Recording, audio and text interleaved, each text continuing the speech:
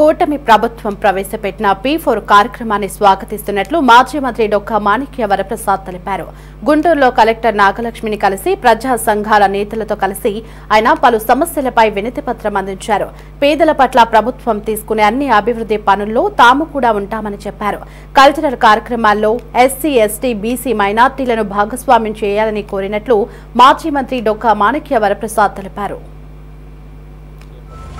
ఉగాది నుంచి చేపట్టిన P4 కార్యక్రమాన్ని మేము స్వాగతిస్తున్నాం. P4 కార్యక్రమం ద్వారా 20 లక్షల మంది పేదల్ని మానిటర్ చేస్తాము. వాళ్ళు పేదరికం నుంచి ఏ విధంగా బయటపడాలి, 20 లక్షల కుటుంబాలనే విషయాన్ని ఒక ప్రోగ్రాం తీసుకున్నందుకు రాష్ట్ర ప్రభుత్వానికి, ముఖ్యమంత్రి గారికి ప్రత్యేక ధన్యవాదాలు తెలియజేస్తాం. మేమంతా పేదల పక్షాన పనిచేసేవాళ్ళం కాబట్టి పేదల కోసం ఏ ప్రయత్నం చేస్తున్నా ఆ ప్రయత్నంలో మేము కూడా మా వంతు సహకారాన్ని, మా ఆలోచనల్ని ప్రభుత్వానికి ఇవ్వడానికి సిద్ధంగా ఉన్నామని చెప్పి కలెక్టర్ గారికి చెప్పాము. P4 లో అన్ని వర్గాల ప్రజలకి, పేదలందరికీ cutting across the caste, creed line, కులాలు మతాలకు అతీతంగా పేదవాళ్ళందరినీ సేకరించి ప్రభుత్వం మానిటర్ చేస్తుంది. పేదరిక నిర్మూలన కార్యక్రమం తీసుకోవడం స్వాగతించవలసిన విషయం. ఈ సందర్భంగా మేము ఏం విజ్ఞప్తి చేశామంటే కలెక్టర్ గారికి చాలా కల్చరల్ ఇష్యూస్ ఉన్నాయి. ఆ ఇష్యూస్ ని కొంచెం జాగ్రత్తగా ఎస్సీ, ఎస్టీ, బీసీ మైనారిటీ వర్గాలు అందరూ కూడా ప్రయోజనాలు పొందే విధంగా మన జిల్లా వరకన్నా మీరు ఒక ప్రత్యేక ఫోకస్ తీసుకోండి.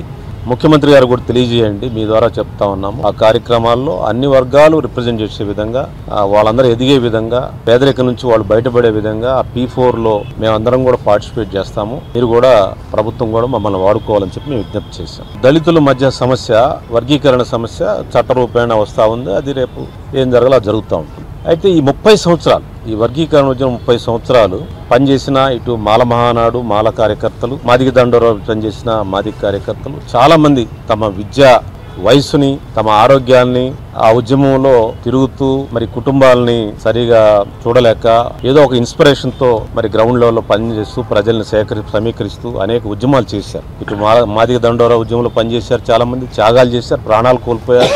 అదేవిధంగా మాల మహాల్లో కూడా చాలా మంది పనిచేశారు, ప్రాణాలు కోల్పోయారు. వాళ్ళందరికి కూడా P4 లో చేస్తారో లేకపోతే ప్రభుత్వం యొక్క కార్పొరేషన్స్ ద్వారా ఏదైనా చేస్తారో వాళ్ళందరికీ ఉపాధి అవకాశాలు కల్పించే విధంగా మాదిగ దండోరాలో పనిచేసిన కార్యకర్తలకి, మరణించిన కుటుంబాలకి, అదేవిధంగా మాల మహాల్లో పనిచేసిన కార్యకర్తలకి, మరణించిన కుటుంబాలకి ఉపాధి అవకాశాలు కార్పొరేషన్, ఎస్సీ కార్పొరేషన్ ద్వారా కానీ మరేదైనా P4 ద్వారా కానీ ఇంకేదైనా కార్యక్రమం ద్వారా ఆ కుటుంబాలన్నిటికి కూడా సహాయం జరిగే విధంగా, వాళ్ళందరికీ ఉపాధి అవకాశాలు పెరిగే విధంగా అవసరమైతే 5 నుంచి 10 లక్షల రూపాయలు ఒక సపోర్ట్ చేసి వాళ్ళలో సపోర్ట్ సిస్టమ్ పెంచి వాళ్ళ కారులో లేకపోతే ల్యాండో లేకపోతే ఇంకేదైనా వ్యాపారం పెట్టుకోవడానికో ఇవన్నీ అవకాశాలు కల్పించి వాళ్ళని మెయిన్ స్ట్రీమ్ సొసైటీలో వాళ్ళ గౌరవం వచ్చే విధంగా ప్రభుత్వం చేయాలి. ప్రజల కోసం పనిచేశారు, వాళ్ళందరిని ఆదుకోమని కూడా చెప్పడం జరిగింది.